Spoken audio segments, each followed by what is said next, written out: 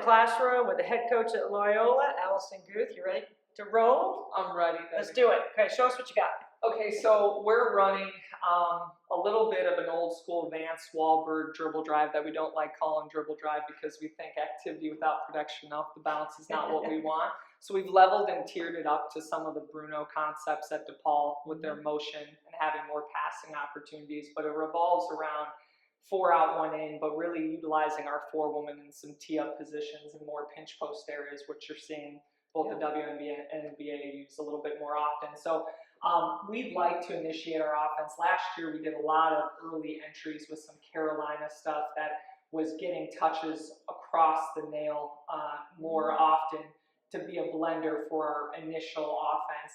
For us this year, we're trying to initiate offense more in the middle third. And so we work on a lot of pitchback opportunities because we have 5 women who can shoot the ball. Our trail post is really versatile. So we have pitchback options with rubs that we think are always hard to guard. Whether you go into this, yeah, absolutely. And you're looking at when the pitchback or any rub screens, you got to decide as a coach, are you treating it like a ball screen with your coverage of your low level and show your hedges, or are you treating it like an off and through situation? So we put people on their heels right away in the middle third.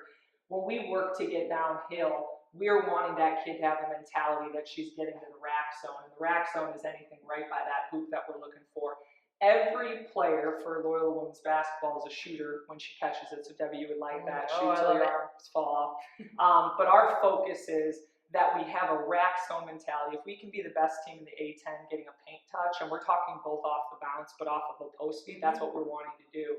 And so we're teaching our players how to play the game, not to run plays. So everything we have is action oriented in what we're doing. And so all of our movement is based on creating a triple gap opportunity or a double gap to score it. So what we really want to force is 4X defender to have to make a decision to come. We want 3X defender on this situation to come down. And we're looking to expose over our shoulder out of stride stops more often how we're getting drag passes. Once we get those drag passes to our drag 3 or with our follow back and our drag 5, we're trying to draw that gravity of our offense to the paint, kick back out to the post. These are where our slam and seals end up being open. We play very few teams whose strong side defender is actually helping in. If that is the case, we're going to hit that shot. So every function we have is getting downhill. Now we understand we're going to play some really tough defensive teams this year, and so we understand there's going to be opportunities where we get leveled off and we start on a pitch back, but we get to our drop zone in here.